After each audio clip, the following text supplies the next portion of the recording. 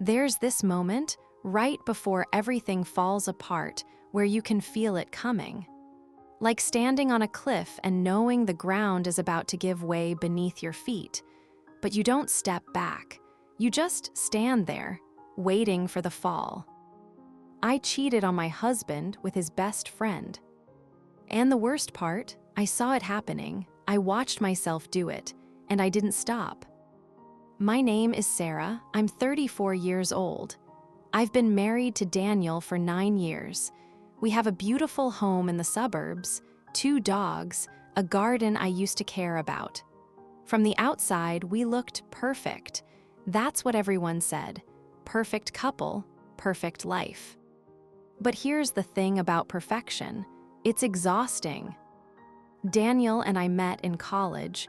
He was studying architecture. I was in graphic design. We were those people who just fit. You know, we finished each other's sentences, laughed at the same jokes, wanted the same things, marriage, a house, maybe kids someday. We got married at 25. Too young, some people said, but we didn't care. We were in love, real love, the kind that feels like coming home. For the first few years, it was everything I'd imagined. We built our life together, brick by brick.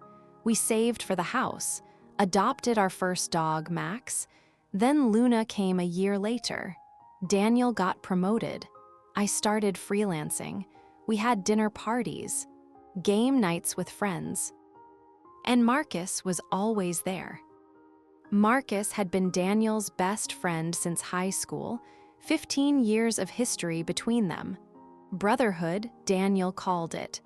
Marcus was the best man at our wedding. He helped us move into our house. He came over every Sunday for football. He was family. I liked Marcus. He was funny, charming, easy to be around. He had this way of making everyone in the room feel seen. Daniel used to joke that Marcus could befriend a stone wall if he wanted to. But I never looked at him that way. Not in the beginning. Things with Daniel started changing around year 7. Not dramatically, not all at once, just slowly, like a photograph fading in the sun. He worked more, later nights, weekend projects. His firm was growing and he was determined to make partner. I understood, I supported him. That's what you do, right? You support your partner's dreams. But somewhere along the way, we stopped talking, really talking. Dinner became silent. We'd sit across from each other, scrolling through our phones, eating takeout because neither of us had the energy to cook. We'd watch TV without actually watching. We'd go to bed at different times, wake up, say good morning, and go about our separate days. We became roommates. I tried to fix it. I really did. I planned date nights. I suggested couples activities. Hiking, cooking classes, anything to reconnect. But Daniel was always tired, always stressed, always one more deadline away from having time for us. And I started to feel invisible. Like I was fading right alongside our marriage. Like I was screaming into a void and no one could hear me. That's when things with Marcus shifted. It was subtle at first. He started texting me more, just casual stuff. Memes, funny videos. How's your day going? Nothing inappropriate, just attention. Someone actually asking how I was and waiting for an answer. We'd have longer conversations when he came over. Daniel would be on a work call in his office, and Marcus and I would sit in the living room, talking about everything. Books, music, our childhoods, our fears, things I hadn't talked about with Daniel in years. Marcus listened, really listened. He remembered things I told him. He'd ask follow-up questions. He made me feel like what I had to say mattered. And I started looking forward to Sundays. If you're feeling something right now, If this story is touching something inside you, subscribe to the channel. I share real stories like this, real struggles, real emotions, because sometimes we need to know we're not alone. I told myself it was harmless. We were just friends. Daniel's best friend and his wife getting along. That's healthy, right?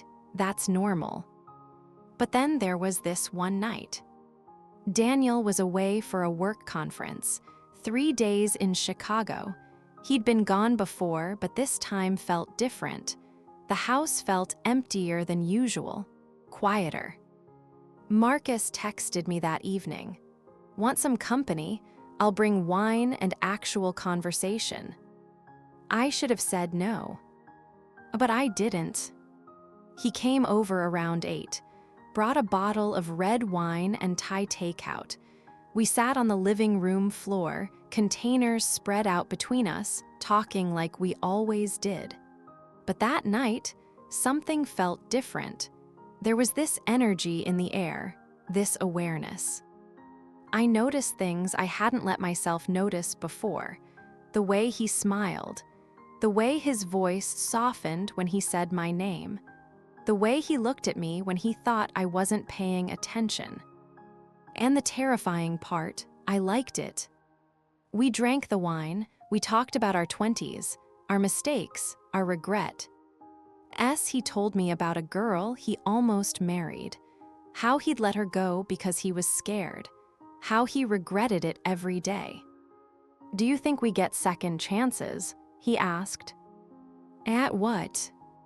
At being happy. The question hung in the air between us, heavy, loaded. I should have changed the subject, should have made a joke, should have done anything except look into his eyes and say, I hope so. He moved closer, just a little, enough that I could smell his cologne, enough that the air felt thinner. Sarah. My heart was pounding. Every rational part of my brain was screaming at me to stop this, to stand up, to ask him to leave. This was Daniel's best friend, my husband's best friend. This was wrong on every possible level. But I didn't move. We can't, I whispered. I know, he said. But neither of us pulled away. The first kiss was soft, hesitant, like we were both waiting for the other person to come to their senses. But when neither of us did, when we didn't stop, it became something else, something desperate, something that felt like drowning and breathing at the same time. I won't give you the details. That's not what this is about. But I will tell you this, I knew exactly what I was doing.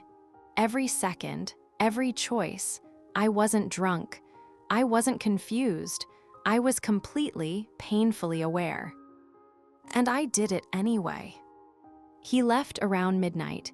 We didn't talk much after, just silence. The kind of silence that's filled with 1,000 unspoken words. He kissed my forehead at the door and said, We'll figure this out. But I already knew there was nothing to figure out. I had just destroyed everything. I sat on the bathroom floor for hours after he left, just sat there, staring at the tiles, trying to process what I'd done, trying to understand how I'd become this person. Because I wasn't this person, I didn't cheat, I didn't lie, I didn't betray the people I loved. Except I just had. Daniel came home 2 days later. Smiling, tired but happy to be home, he hugged me tight and said he'd missed me, asked how my week was, told me about the conference. And I stood there, in his arms, lying with my silence. Marcus and I didn't talk about it, not directly, but things changed. Our texts became shorter, less frequent. When he came over, we barely made eye contact. Daniel noticed something was off, but he assumed we'd had an argument. He tried to mediate, tried to fix whatever he thought was broken between his best friend and his wife. If he only knew. I thought maybe it would just go away, that we'd both pretend it never happened. That life would return to normal, and I could bury this secret so deep that even I would forget it existed. But guilt doesn't work that way. It started small: trouble sleeping, loss of appetite. Every time Daniel touched me, I felt like my skin was on fire, like I was covered in evidence he could somehow see. Like this video, if you've ever carried a secret that felt like it was eating you alive, leave a comment if you need to. Sometimes just typing the words helps. 3 weeks after it happened, Marcus called me. Daniel was at work. I almost didn't answer, but I did. "We need to talk," he said. "There's nothing to talk about." "Sarah, I can't stop thinking about you." My stomach dropped. "Don't, please don't." "I'm in love with you." Those 5 words changed everything. I'm in love with you. Not "I care about you," not "I have feelings," not something vague or deniable. He said it plainly, clearly, like it was the most obvious truth in the world. And the worst part, some small, broken part of me wanted to hear it. "Marcus, stop. You need to stop." "I can't," he said. His voice was shaking. "I've tried. God, Sarah, I've tried, but I can't look at you without." "Without what?" "Without remembering that we betrayed Daniel, your best friend, my husband." Silence on the other end of the line. "This can't happen," I continued. My voice was breaking. "What we did, it was a mistake, a terrible, horrible mistake, and we both need to forget it ever happened." "Can you?" he asked quietly. "Can you really forget?" I wanted to say yes. I wanted to be strong enough to lie, but I couldn't. "It doesn't matter what I can or can't do," I said. "I'm married, I love Daniel, and you're his best friend. This ends now." I hung up before he could respond. Then I sat on the kitchen floor and cried, deep, ugly sobs that came from somewhere I didn't know existed. Because he was right. I couldn't forget. Every time I closed my eyes, I saw Marcus, felt his hands, heard his voice. And every time I looked at Daniel, I saw everything I was destroying. I tried harder after that. With my marriage, I initiated conversations. I planned dates. I touched Daniel more, kissed him longer, tried to rebuild what we'd let fall apart. Daniel noticed. He seemed happy, hopeful, like maybe we were finally finding our way back to each other. But I was building a house on a cracked foundation, and I knew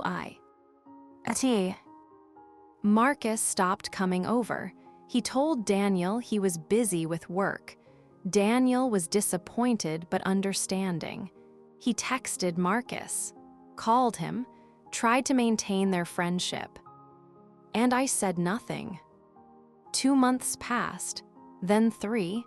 I started to believe maybe we'd actually gotten away with it, that this secret would stay buried, that life would continue. But secrets have a way of surfacing, always. It was a Saturday in October. Daniel and I were having coffee on the back porch. The dogs were playing in the yard. The leaves were changing colors. It was one of those perfect autumn mornings that feel like a painting. Daniel's phone buzzed. He glanced at it, frowned. "Marcus wants to meet for lunch," he said. "Says it's important. He's been weird lately, don't you think?" My blood went cold. "What do you mean weird?" "I don't know. Distant, avoiding me. I'm worried about him." The irony was suffocating. "Maybe he's just stressed with work," I offered weakly. "Maybe I should go see him, make sure he's okay." Every instinct in my body screamed at me to stop him. But what could I say? Don't go check on your best friend because I slept with him and now everything is complicated. Daniel left at noon, kissed me goodbye, said he'd be back in a few hours. I spent those hours in complete panic, pacing the house, playing out every possible scenario. What if Marcus told him? What if he broke down and confessed everything? What if Daniel came home and our marriage was over? Or worse, what if he came home and I had to keep lying? Share this video with someone who might understand what it feels like to watch your life unravel in slow motion. Daniel came home around 4. He looked strange, not angry, not sad, just confused, lost. "How was lunch?" I asked, trying to keep my voice steady. He didn't answer right away, just stood there in the doorway, staring at me like he was seeing me for the first time. "Marcus said something weird," he finally said. My heart stopped. "What did he say?" "He told me he's been struggling, going through something. He wouldn't give me details, but he said he needed to distance himself from us for a while, from our life together." I couldn't breathe. He seemed torn up about it, like it was killing him to even say it. I've never seen him like that.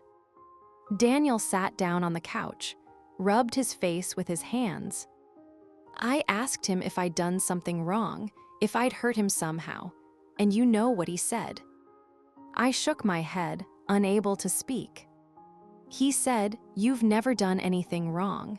You're the best friend I've ever had. That's what makes this so hard." A tear rolled down Daniel's cheek. My husband, my kind, loyal, trusting husband, crying over the friend who'd betrayed him. The friend he had no idea had betrayed him. "I don't understand what's happening," Daniel said.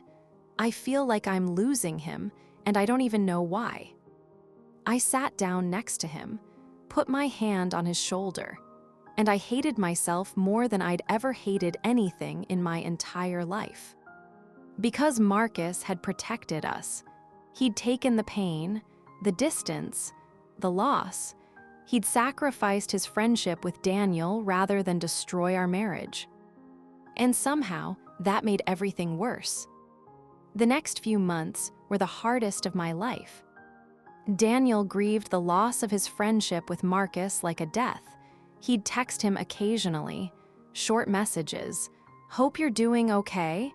Thinking about you, brother," Marcus would respond briefly, kindly, but he kept his distance. And I watched it all happen, silent, guilty, powerless. Daniel threw himself into work even harder. I think Marcus's withdrawal affected him more than he admitted. He'd lost his anchor, his constant, the person who'd been there through everything. And it was my fault. Our marriage improved, ironically. Daniel seemed to realize what we'd been losing. He started coming home earlier. We had actual conversations again.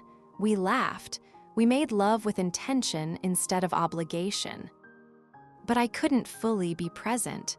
Part of me was always elsewhere, always carrying the weight of what I'd done. I thought about confessing every single day.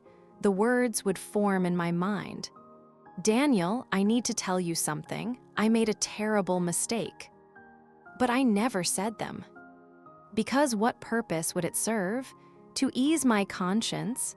To destroy him for something he never needed to know? Marcus had already paid the price. He'd lost his best friend. If I confessed now, I wouldn't be brave. I'd just be cruel. So I carried it, alone. I stopped freelancing, started seeing a therapist, told her about the affair without naming names. She helped me understand that I hadn't cheated because I was a bad person. I'd cheated because I was lonely, invisible, desperate to be seen. It didn't excuse what I'd done, but it helped me understand it. She also helped me see that my marriage had been dying long before Marcus, that Daniel and I had stopped choosing each other, that we'd become complacent, that I'd looked for connection in the wrong place, because I wasn't getting it where I needed it most. The work was painful, ugly, but necessary. I started having harder conversations with Daniel about our patterns, our needs, what we'd both been avoiding. He was resistant at first. He didn't see the problems I saw, but slowly he started to hear me. We went to couples therapy. It was uncomfortable, awkward. There were sessions where we barely spoke, sessions where we cried, sessions where we almost walked out. But we stayed. And something shifted. Daniel started taking responsibility for his part, for the emotional distance, for prioritizing work over us, for assuming our marriage would sustain itself without effort. I couldn't take responsibility for my part, not fully, not honestly, but I could show up differently, be more present, more honest about my needs, more willing to fight for us. 1 year after the affair, Daniel got a new job offer. Better pay, better hours, better work-life balance. He almost didn't take it, said he was on track for partner at his current firm. But I asked him something I'd never asked before. Do you want the partnership, or do you want us? He took the new job. Things got better, genuinely better. We traveled. We laughed again. We remembered why we'd fallen in love. We started talking about kids, about the future, about building something real instead of just maintaining something comfortable. If you've stayed this long, if this story is resonating with you, I read every comment. Leave me your thoughts, your experiences. You're not alone in this. But Marcus's absence haunted us, especially Daniel. He'd bring him up sometimes, wonder out loud what had happened, if he was okay, if they'd ever repair things. And every time, I'd feel the knife twist deeper. Then, 2 years after everything happened, Daniel ran into Marcus at a coffee shop. He came home that evening looking lighter than I'd seen him in years. I saw Marcus, he said, smiling. We talked, really talked. He apologized for pulling away, said he'd been going through some personal stuff he couldn't explain, but he's doing better now. My chest tightened. He wants to have dinner with us, next week, all 3 of us. No. I don't know if that's a good idea, I said carefully. Why not? I don't want you to get hurt again if he pulls away. Sarah, he's my best friend. I've missed him. Don't you want our lives back to normal? Normal, as if normal was even possible. But I couldn't say no without raising suspicion. So I nodded, forced a smile, and agreed. The dinner was at a small Italian restaurant downtown. I wore a blue dress, did my makeup, tried to look calm even though I felt like I was walking toward an execution. Marcus was already there when we arrived. He stood up when he saw us, hugged Daniel tight, held him like he'd been lost and was finally found. Then he turned to me. Hi, Sarah. Hi, Marcus. His eyes held mine for just a second too long, and in that second I saw everything. The regret, the longing, the acceptance, the goodbye that never got spoken.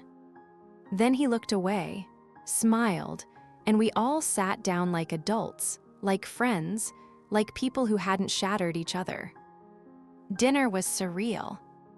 Daniel talked animatedly, catching Marcus up on everything. The new job, our travel plans, the house renovations. He was so happy, so relieved to have his friend back. Marcus listened, laughed at the right moments, asked questions, shared stories about his own life. He was seeing someone he mentioned casually, a woman named Claire. They'd been together 6 months. It was getting serious. Daniel beamed, "That's amazing, man. I'm so happy for you." I sipped my wine, smiled when appropriate, said very little. Under the table, my hands were shaking. Because I could see what Daniel couldn't, the performance, the careful distance Marcus maintained, the way he never quite looked at me directly, the way his laugh didn't reach his eyes. He was doing this for Daniel, returning, pretending, building bridges over quicksand. And I had to play along. The dinner lasted 2 hours. We hugged goodbye in the parking lot, made vague plans to do it again soon. Daniel drove home talking nonstop about how good it felt to have Marcus back. I stared out the window, silent. That night, after Daniel fell asleep, I sat in the bathroom with my phone, stared at Marcus's name in my contacts. I typed a message, deleted it, typed another, deleted that too. Finally, I wrote, "Thank you." I didn't send it. Instead, I deleted his number, deleted our message history, every text, every photo, every piece of evidence that something had existed between us beyond friendship. It felt like erasing a person, like pretending a whole part of my life never happened. But maybe that's what healing requires sometimes, not forgetting, but choosing to stop looking back. Marcus and Daniel's friendship slowly rebuilt itself over the following months. They didn't go back to weekly hangouts, but they'd grab coffee occasionally, text more frequently. It was different than before, more measured, more adult. And I was okay with that. I realized something during this time, something important. I had been looking for Marcus to save me from a marriage I was too scared to fix. I'd wanted him to be the answer, the escape, the proof that I deserved to be seen and wanted and chosen. But he was never the answer.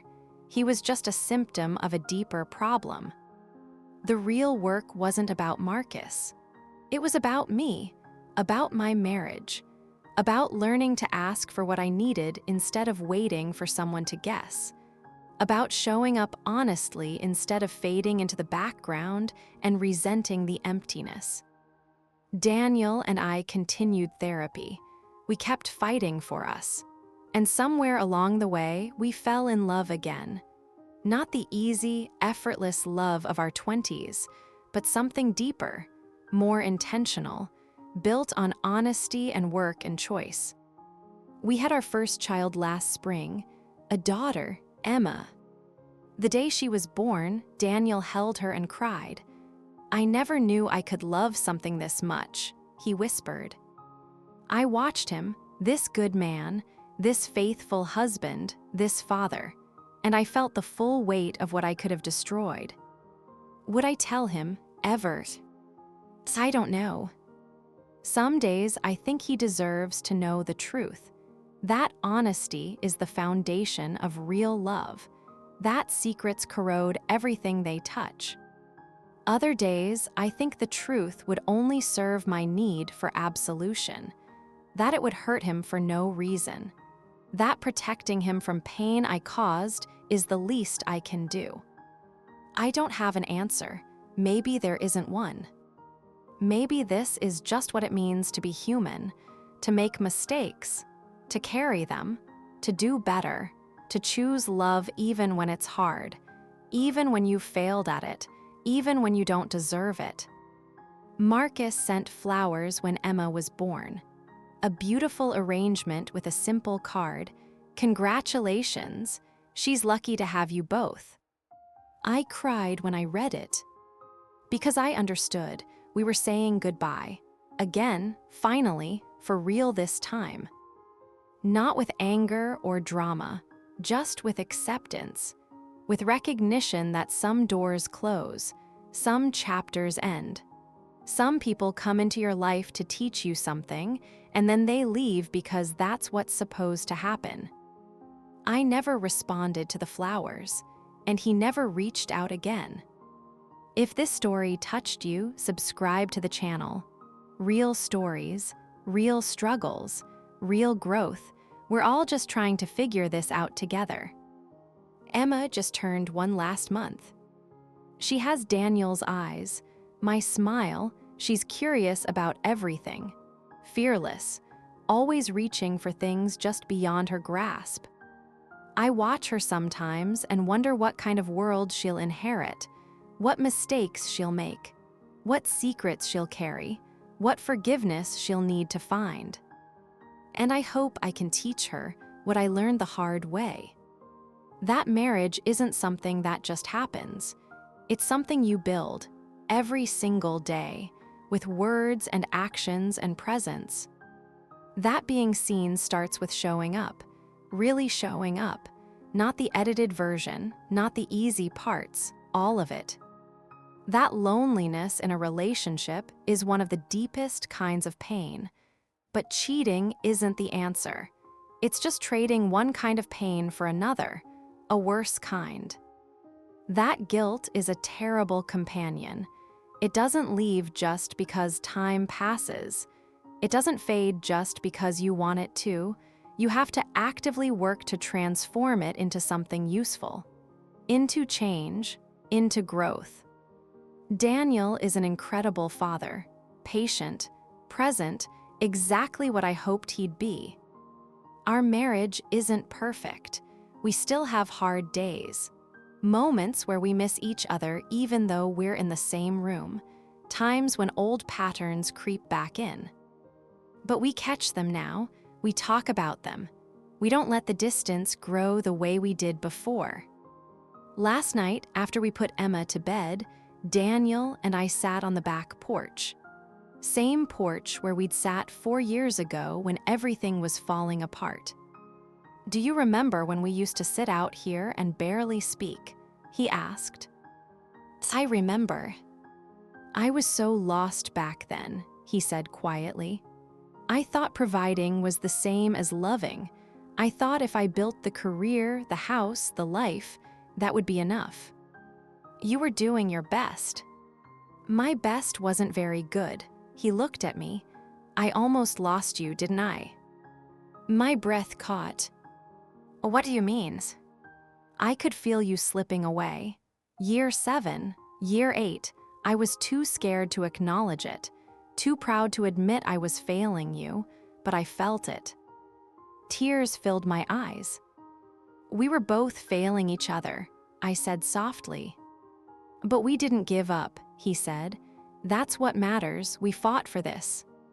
He took my hand, kissed my knuckles. "I know I'm not easy to live with. I know I still work too much sometimes. I know I still forget to ask you about your day or Notic. When you get your hair cut. But Sarah, I see you. I promise I see you now." And in that moment, I realized something.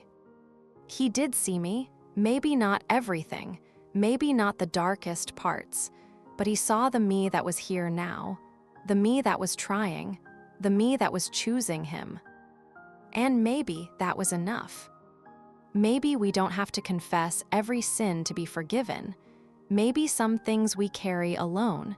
Maybe that's part of the price, part of the growth. Leave a comment and let me know what you think. Do we owe our partners complete honesty? Or is there such a thing as a secret kept out of love? I still think about Marcus sometimes, not in a longing way, not anymore, but I wonder if he's happy. If Claire became more than 6 months, if he found what he was looking for. I hope he did, I really do. Because despite everything, he's a good person who made a bad choice, just like me. And good people deserve second chances, at happiness, at love, at building something real. I got mine, I'm standing in it right now. This imperfect, beautiful, hard-won life. My daughter sleeping upstairs, my husband beside me, my garden that I care about again, my work that fulfills me, my therapy that continues, my growth that never stops. This is what the other side looks like. Not perfect, not without scars, not without moments where I still feel the weight of what I did, but real, present, alive.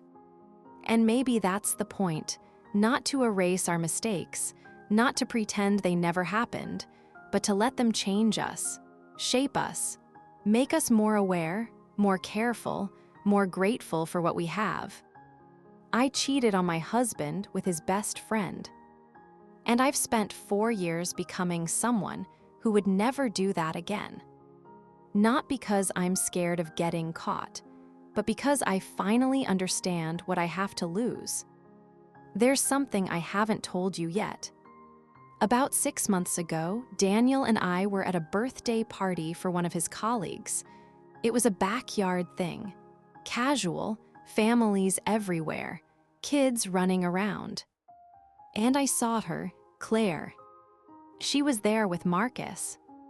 I froze when I saw them. Every muscle in my body went rigid. Daniel was talking to someone he hadn't noticed yet.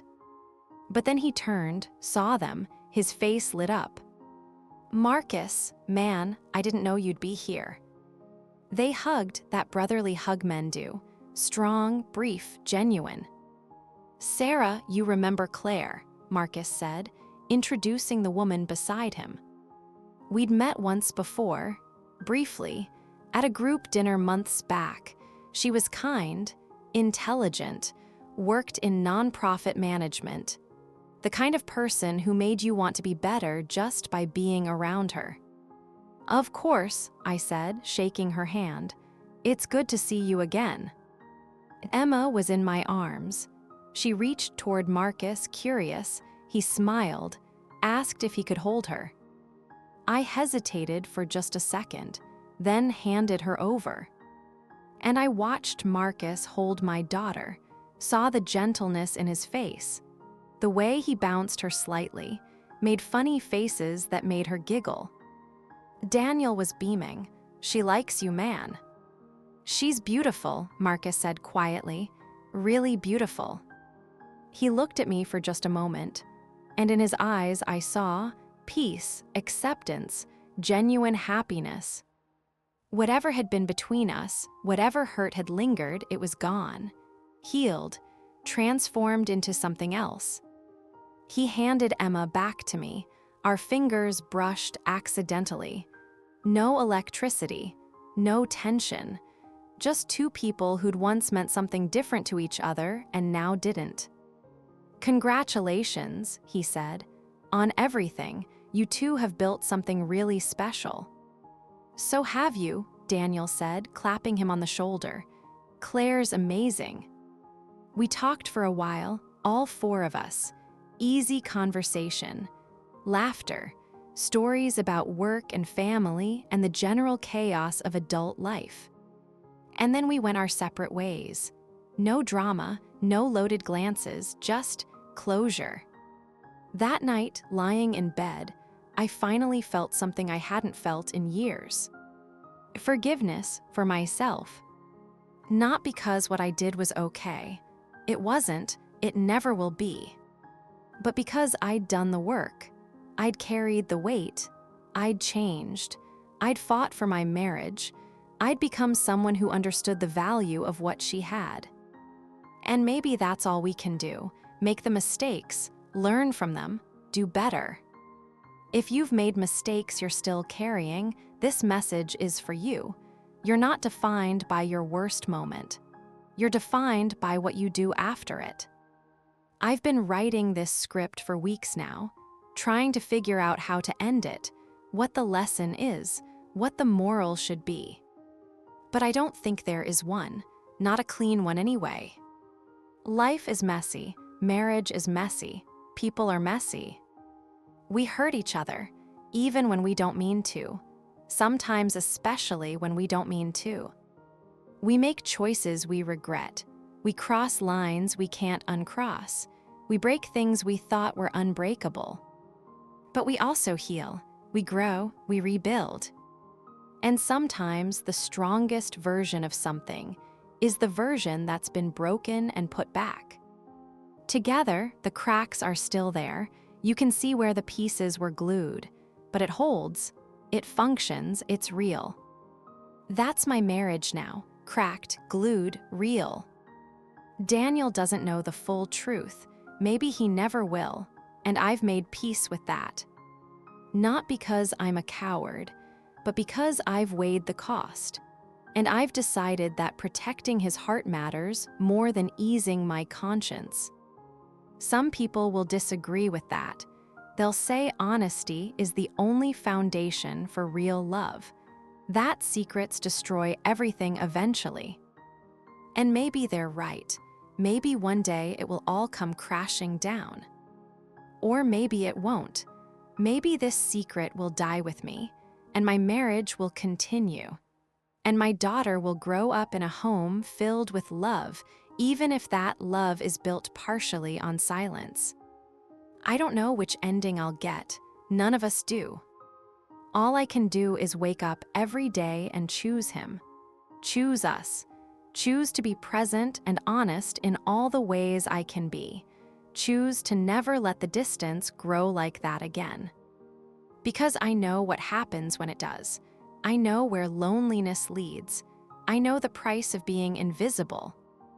And I'm never paying that price again.